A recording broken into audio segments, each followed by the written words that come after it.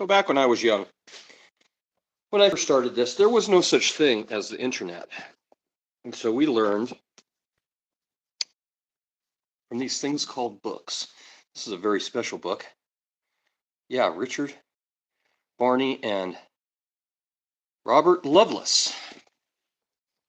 There's a bunch of guys on here that just have been hating on me for the knives I've been doing, especially this particular one. Now, I wasn't done with it, and we'll talk about that one in a minute. But I wanted to show in the book, because somebody took the time to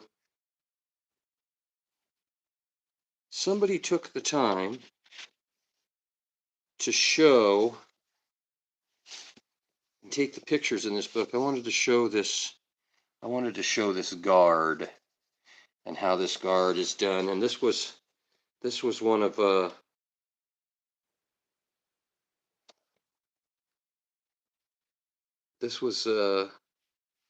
Loveless. But so he did full tang knives, right? He did a bunch of full tangs, but he did see like these full tangs in here, but he also did hidden tang knives like these. This, I guarantee, is very close to something that I've done. These are more like European style knives. So I want you guys to kind of keep what some of these knives look like. Now, this book was from the 70s, back in the very heyday when Randall and Lovelace and Barney were just setting up their shops, getting tools, talking about vices but I wanted to show you some of these and what some of these guys are doing for tangs. Oh, look. He's got a threaded tang on the back of it. Oh, look. He actually welded the tang on these very expensive Loveless and Randall knives. I don't, mine are forged out. But he's actually showing it done that way. And then I cut the threads in the back of my tang. There's a picture. Page 136, if you guys have access to this book. So everybody acts like this is a new thing. Oh, look at that tang in that. Oh, look, it's threaded. He's got it. This one is flat, and I will flatten the tang on mine. You'll see. I'll actually square it up. So, and of course, most of these, like he wasn't really forging these. Most of these were ground stock removal knives, and then he welded a tang on them. So traditionally, through some of the most famous knife makers in the world, that's how they were doing it. So you can come into my oh, look, there's a picture of one. So if you were wondering where I learned how to do this, this is where I learned. Oh, look, he's tapping the end of the tang right here, threading the end of the tang. So you can cuss my work, but these knives have been made this way by some very, very famous knife makers over the years. And then here's a couple of different tang designs. Oh, look.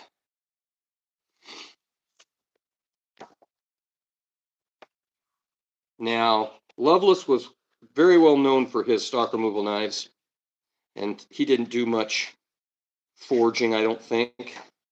But Barney was very famous. In fact, he was the head of the knife making guild at one time. The other guy who wrote this book, so he's going into handles here. But let's look what the tangs on his knives look like when he gets done forging them. Oh, look. So, do you think that flat tang that's maybe 1/8 of an inch thick and 3/8 of an inch wide is stronger than a 3/8 circular tang?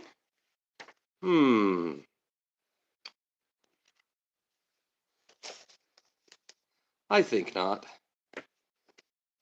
Okay, so this is, we're kind of getting down to the nitty gritty here. This is a great book. I wonder if this book was in new condition, what it would be worth. But I have loved this book to death.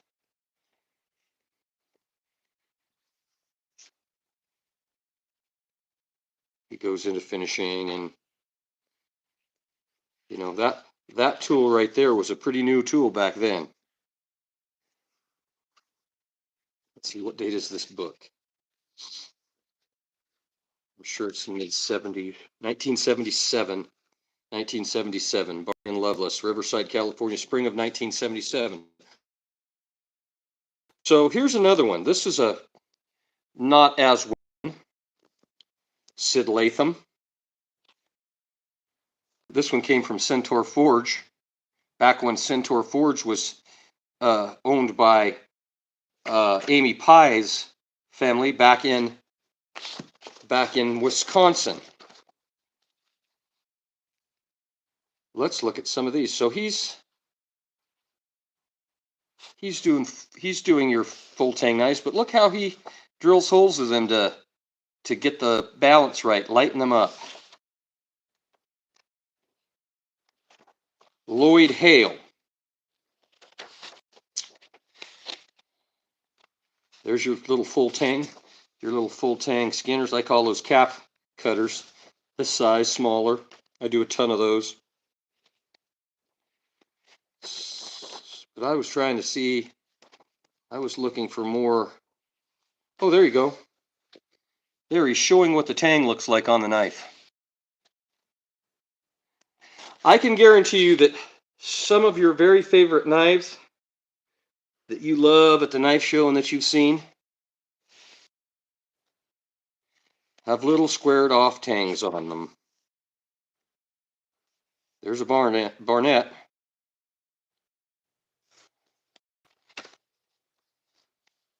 Back when steel was expensive,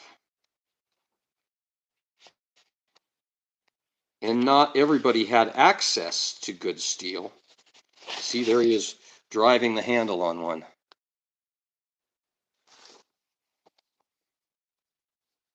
So, see, a lot of these guys like that. I mean, there's just a certain amount of ways you can make a knife. There's only so many design. Like, see, there he is showing the tangs again, how small the tangs are. Jack Barnett.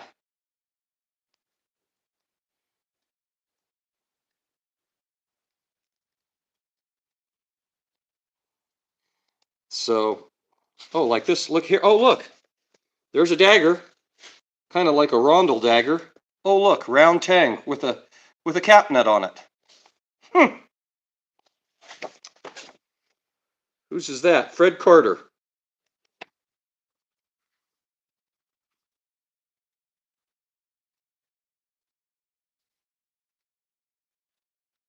You know, the ironic part about this is I've made my first, oh, look there.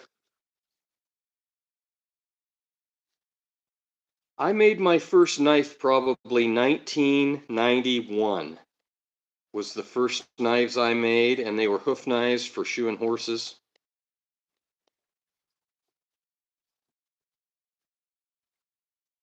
Now, I don't know how famous this guy is. I know that he made a good living making knives for a long time, for a lot of years. He's using Loveless style screws where they call it a knife maker's rivet in here, they're just a screw, and then you just grind them off after you get your handles on. See, he does a lot of full tang, but he cuts out, I mean, he's a stock removal guy and cuts out a ton of knives. But you know, he was more famous for his engravings on his knives. Etching. Like there he is etching. As far as building knives go, there he kind of talks about doing guards and drilling, and I do that sometimes, but I'm in the business of selling knives, and my price point on my knives is most of them is under $200 with a sheath that I've got $50 or $60 in. So I'm not, you know, I mean, I'm trying to make a living. See, like these blind tang knives like that, that's just a cram handle. I call them a cram handle knife, where you just use a, see, he's showing it there. There, he's showing. And that's exactly how I do it. Look, round tangs. Round tangs. It's a much easier to drill a round hole than to punch a square hole and get it to fit good, even with all the tools. So these guys traditionally were doing it that way. I don't know, this book is probably from the 80s. I'll look here in a minute. See, most of his knives are all, see, he's doing stock removal mostly. Showing you how to cut them out of a saw blade.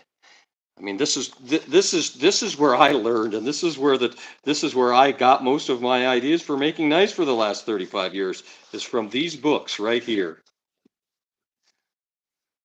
This is if you're going to be blacksmithing, this is a great book. This is one that everybody, if you're blacksmithing for real, this you should have in your. It's a great book. Just the illustrations are, you can see that I've loved it to death. I bought this book when it first came out. Let's see, 1997, Berkeley. But this book is where I learned how to do axes. Now, I don't know if you guys saw the axe that I did a while back. I'll go get it. Here's kind of an interesting tool that I made a while back. I'll get the axe that I just finished. This is the book that I actually learned how to do axes. If you think you guys are learning anything watching Forged in Fire, though,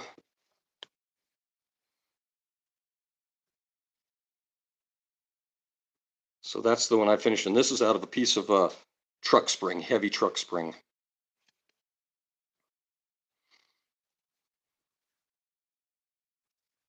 I'm having Joel build me some leather for that one. And then this is kind of a gardening tool, walking stick. I think I'm probably going to put something on this end of it to make it into a walker. So it's just not quite long enough to use as a walking stick. But this is kind of a handy thing for chopping roots and in the garden. That's kind of what I made it for. Okay, so he goes into adzes and axes, and he's a big forger, and I learned a lot about forging from this book. And then apprenticing. I actually apprenticed with several different guys over the years.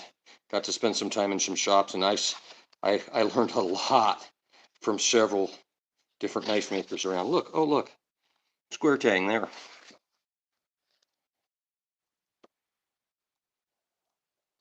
See, he's making a lot of his stuff out of the blades, out of oh,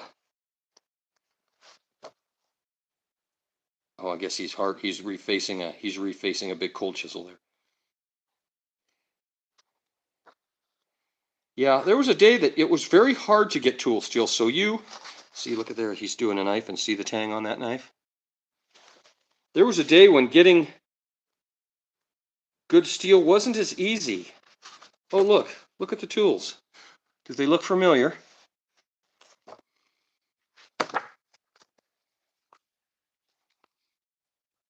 This one is Ray Larson, 1997 was the first printing. Okay, so now let's get on to knives. So the video of this knife has had almost 1 million views. And I wasn't done with it. I just put it back together. So I could send it to my leather guy so he could do the sheath for it. So I just crammed everything together, put it back together, so I could send it to him. So I'm going to have to take this knife apart, take all the components off of here, flatten up the sides so I can get a little of my special magic sauce that I put in there as glue, and then put it back together. But a cap nut is pretty traditional.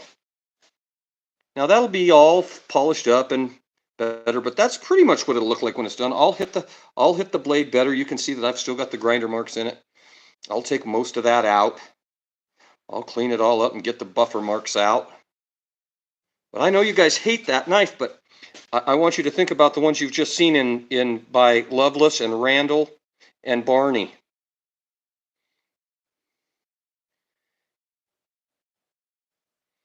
So styles have changed. I'm making a more traditional style knife here.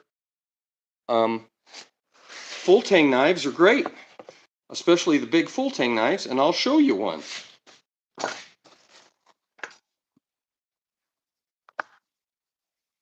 Oh, look. Full tang knife. My favorite thing to make knives out of rasp, horseshoe rasp. Now that particular one was actually done. Finished. That one's ready to go. The other one I'll have to take apart and finish the handles and stuff.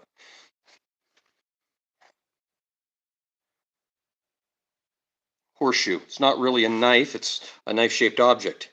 But the tourists love them. And a lot of people want to take something from Cody, Wyoming home. They don't want to spend $300 on something.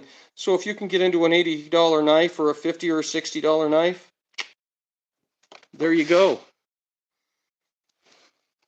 This was Joel's. I let him I give him free rein on what he does sometimes. So this was his side draw, cross draw on a boot dagger. Now this one's not done either. I need to finish this one up, polish it up, and get the grind marks out. But I sent it to him to get and you can understand why I have Joel build my knife sheaths.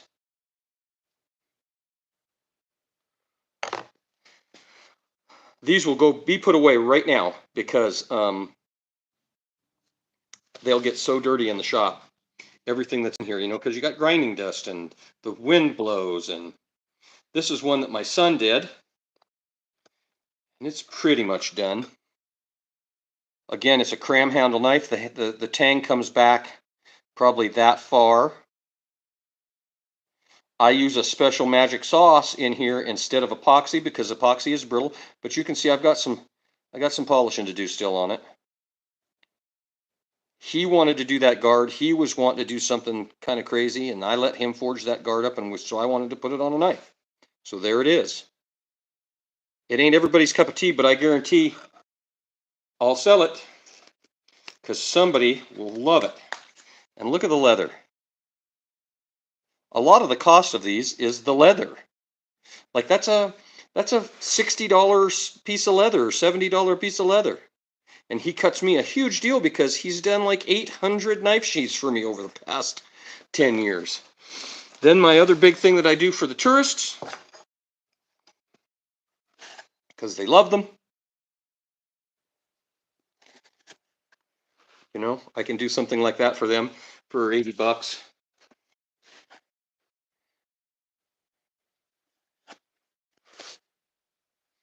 So you guys can hate all you want.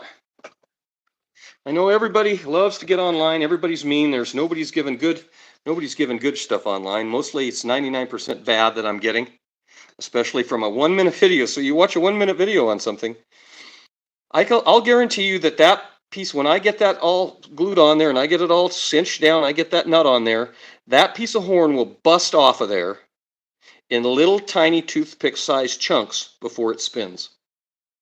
And part of the reason for that is this gets set down in here. This is set. You actually heat this aluminum up, get it to where it's soft, and then you leave you've got a little keyway in here, and you smash that down on there.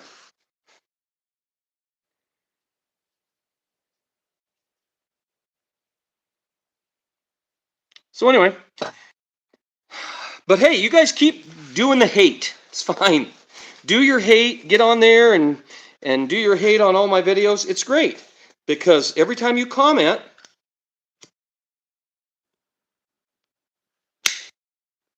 It helps the algorithm. Yeah, get it hot and hit it. Always wear your safety squints. If you like the content, please like it, share it, subscribe. Please subscribe to the channel, and get it hot and hit it. Thanks, everybody.